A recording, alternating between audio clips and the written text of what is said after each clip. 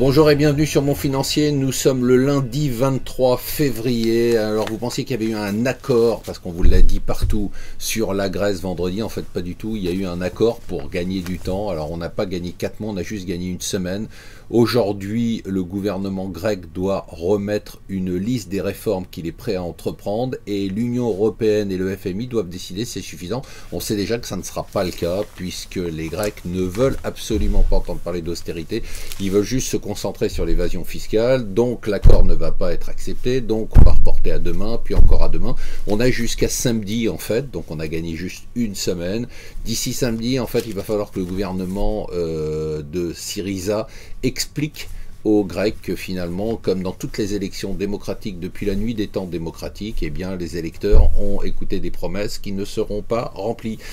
Les marchés, eux, continuent à avancer. On va de record en record aux États-Unis, mais aussi en Europe, record historique et absolu aux États-Unis. En Europe, on retrouve des niveaux pré-Lehman pour certains marchés comme la France. En fait, beaucoup d'investisseurs américains vont vers les marchés européens. Alors, c'est peut-être une brèche qui commence à faire du bruit. Dans la loi Macron, il y avait un amendement que personne n'a vu et qui pourtant a été adopté, qui permettrait dans les DOM de remplacer les jours fériés catholiques par des jours fériés culturels locaux qui correspondraient plus aux aspirations locales de la population.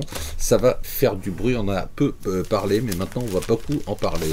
Alors, quand on est le leader de la sécurité informatique, se faire pirater par la NSA, son équivalent britannique, c'est pas de la bonne publicité. Gemalto s'est fait pirater et donc son cours s'est pris une claque. On a aujourd'hui le démarrage du dialogue, cette semaine dialogue social. Alors ne vous emballez pas, c'est un peu comme la loi Macron, ça sera l'équivalent des autocars. Il n'y a aucune modification des seuils sociaux.